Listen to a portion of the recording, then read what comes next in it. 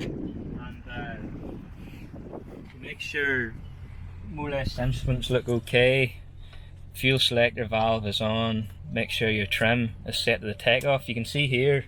Oh yeah. There's a wee point. The white bar matches up to the takeoff triangle. Right. Make sure that's on. And what you do once that's finished, switch on your master switch, which are the two red switches up at the top left hand corner.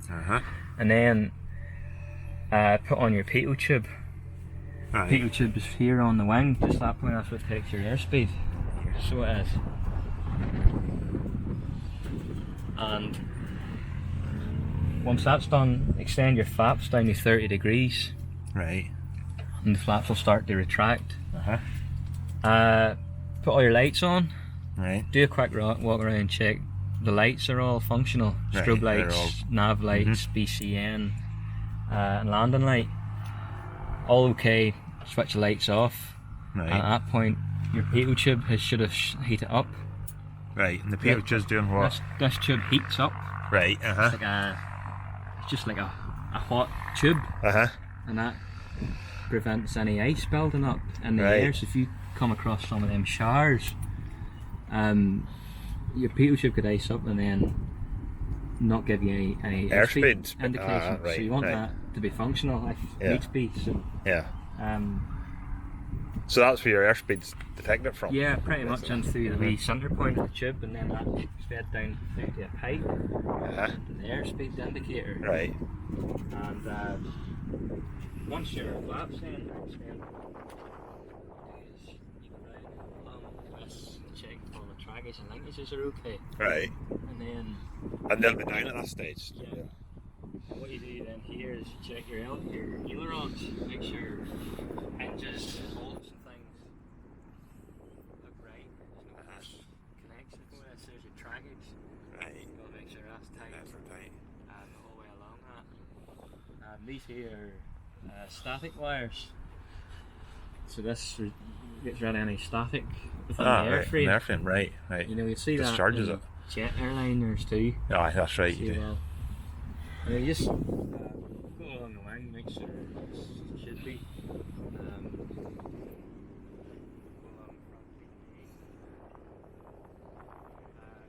front your landing lights. So in the 152 landing lights, from the engine coil. Right. But here the landing lights are on the wings. Some of the new 172s actually have landing lights on the other side. That's actually a combo. This is a landing light and a call it taxiing light. Alright.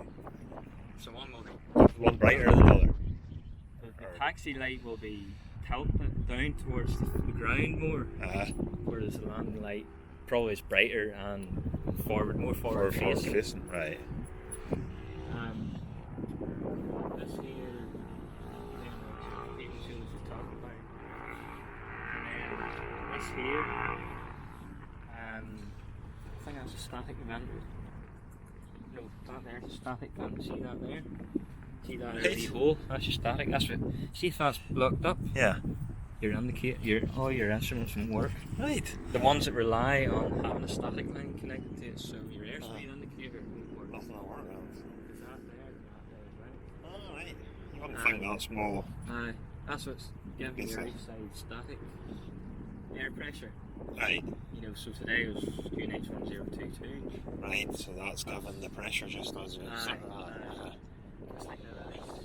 Well, it's always releasing, it's always taking the outside air pressure. Right. So you put a bit of tune going over that, Things will work. Something when you think of that, just. And this here, that's also connected to your airspeed indicator. Actually, it's not. It's connected to a stall warning.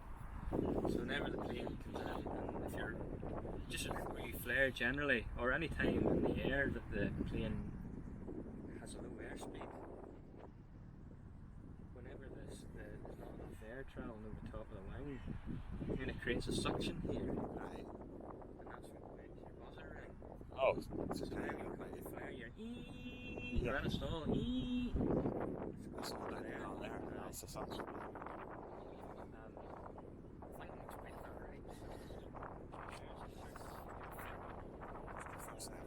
So that's just to go and check above the wing. Right.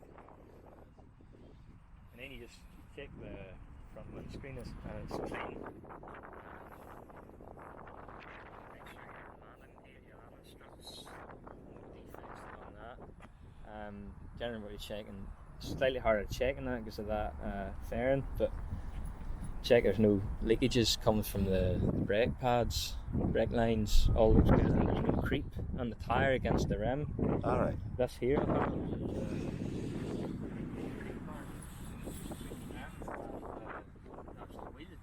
Tyre, see the yellow creep mark? Oh, yes. So that there, make sure there's no slippage between the rim and the tyre. The tyre, that's If not you were to good. brake, Mm-hmm. and that rim wasn't 100% sealed against the tyre would spin whilst Yeah. the rim would have braked. Yes. So I checking that, the oil struck back there, that reduces the shimmy on the front wheel, making sure the torque length is the triangular bracket coming out the back there. That reduces any shimmy. Right. What's shimmy? The wheel just shimmying, you know. Oh, right. Yes. And then the strap Suspension. itself is no leakage coming from. That's kind of like a shock Shock absorber. Yeah. Just have a nosy around the engine, make sure there's no obvious things wrong, like spilling out or something, or pipes off the connections. There's an alternator belt, that's the alternator belt, so you just make sure that's on as well. And then make sure the nose cone's secure and the propeller itself. See that? Having a nice ring to it like that makes it. It's a good sign. Sure. It's a good sign now it's connected properly to the actual hub. So Just your exhaust, basically. them sort of the basic checks. That's the basics. And here is your oil. So the 152 at 6 quarts, that looks to be 8 quarts there, so you're pulling that out and making sure there's 8 quarts there. It's perfectly fine to have less than 8 quarts for shorter journeys, maybe 2 or 3 quarts. If you're going long cross country, you want to make sure you do.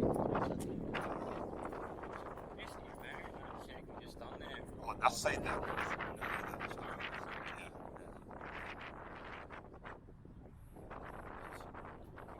Check your fuel on this side. No heat on this side. It's just that one. See 2 heat tubes on the airplane, it means it'll have a redundancy airspeed indicator. Right. It's kind of what you have in an airliner. I Yeah. think they've actually got support pitot tubes in some of them. Alright. So I suppose for extra safety. and then just coming round the back to the tail end.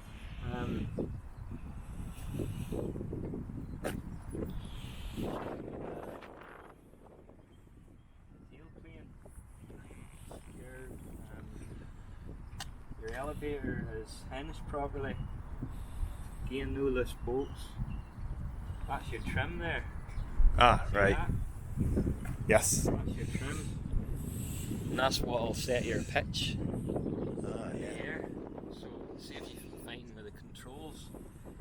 Like you want a higher pitch. Well then you pull the yoke back to the higher pitch and then set your trim. And that sort of hold it on that.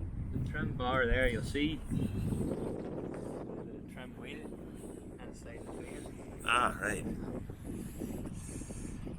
So on level flight your elevator will be half. Just there. Yeah. And then if you wanted to pitch up then your trim will go down the way. Just the trim will move. Just the trim will just like that. That's just that. So that'll move down and then that'll deflect the elevator up. Right. Vice versa. Yeah. Some bigger aircraft also have a trim wheel for the rudder. I'm not sure if this one has it or not. But you can actually, if you're fighting against a headwind, crosswind, you can actually have your trim set on the rudder as well. Right. Anyway, again, just check linkages and that, two linkages in here, and check. Again, is that static here? Is that antennas up above there? Aye, so one of them will be your VLR, your DME, your communications. So, yeah. That's Some of these here, you see,